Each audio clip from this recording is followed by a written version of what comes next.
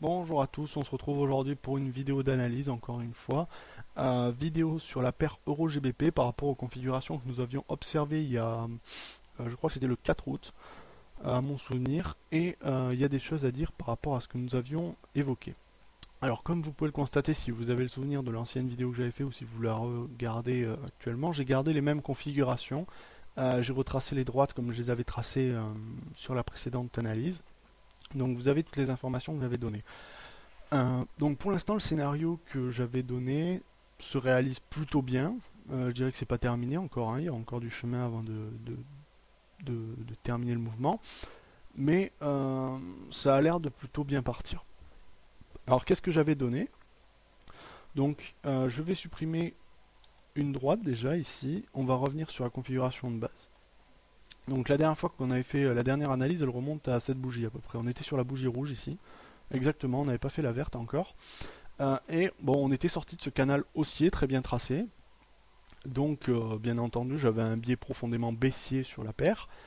Néanmoins, et comme vous pouvez le constater sur la vidéo, j'avais évoqué que on avait une très forte probabilité de faire un retracement haussier dès à présent, dès le contact, dès le lendemain de la vidéo en fait, hein, à la bougie suivante. Et c'est ce qui s'est passé en fait.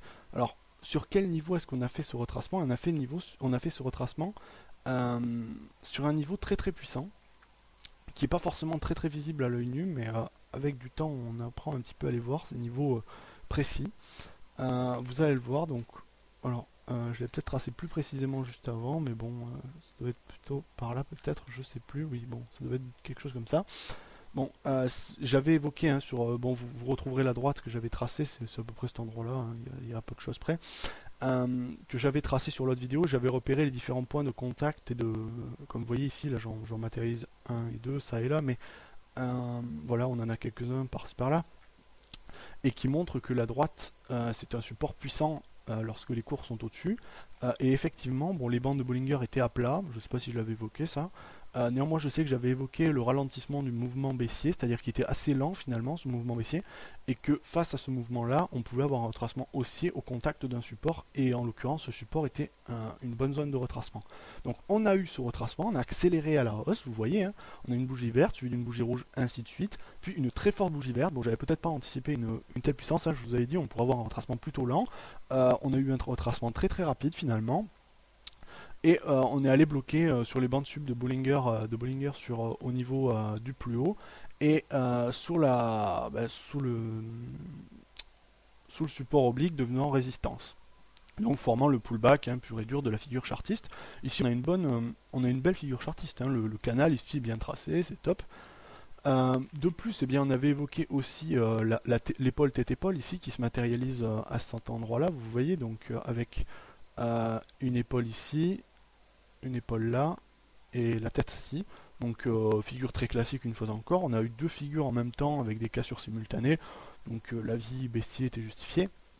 Ensuite, là, le pullback, donc pour moi, je pense que c'était ça VR très fortement probable. Bon, évidemment, il y a eu énormément de volatilité là sur la bougie rouge ici que vous voyez avec les grandes mèches.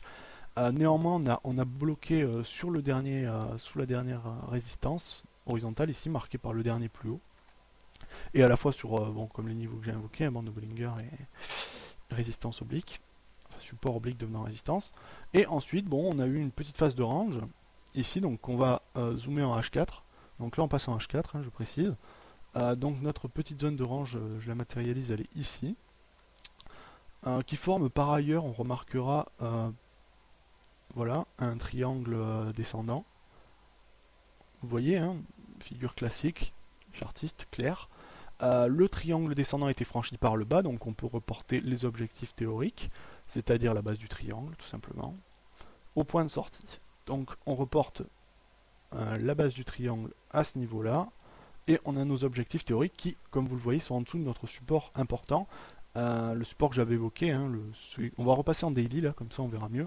Voilà, donc vous voyez, alors vous voyez que là les objectifs sont autour des 0,86 à peu près, ce qui donne à peu près finalement le dernier support important en termes de plus bas ici. Vous voyez, hein, on est sur une bonne zone pour aller chercher des take profits. Euh, à la fois, bon, ça pourrait ressembler dynamiquement à un support oblique ici. Je sais pas si ça vaut grand chose, bon, on va pas parler trop de ça. Donc, pour moi, à l'heure actuelle, avis clairement baissier sur la paire à court terme. Je pense que là, on va vraiment partir dans une dynamique d'accélération baissière. Sur le RSI, on a une divergence cachée baissière que on voit matérialiser à cet endroit-là.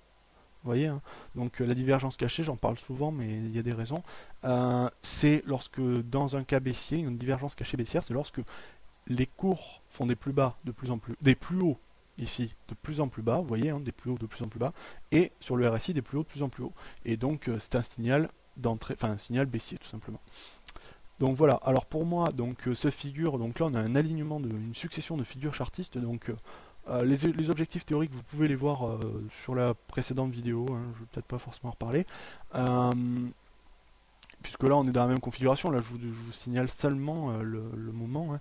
Bon, pour rentrer en position, le mieux, hein, comme je vous l'ai dit, enfin je l'ai pas dit justement, c'était d'attendre le pullback pur et dur, hein, c'est-à-dire cette bougie d'hésitation là, c'était le top pour rentrer. Maintenant on peut, je pense qu'on est toujours valable pour rentrer, on est un petit peu à la bourre, mais ça peut toujours se faire là. Néanmoins il faudra élargir le stop, rester au-dessus des plus hauts et faire vraiment du swing assez important, puisqu'on va devoir garder un stop assez large.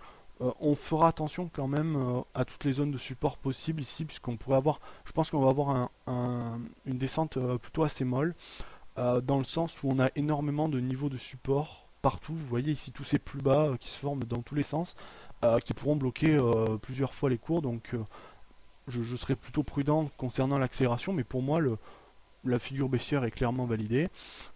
Et je reste baissier jusqu'à, disons, bon, je vais quand même les tracer les objectifs théoriques. Allez, hop. Donc, hop, on reporte. On se met en sortie de figure. Voilà, donc 0,84, je pense. 0,84, oui, à peu près, un petit peu plus. Je suis baissier. Voilà, c'est mon avis. Vous l'avez, hein, vous l'aviez déjà avant. Je voulais juste vous préciser que le pullback était réalisé et que désormais on a de fortes chances, après avoir réalisé ce pullback, de partir en tendance de fond clairement baissière sur la paire. Voilà, j'espère que cette vidéo vous aura plu et sur ce, bien, je vous dis à bientôt.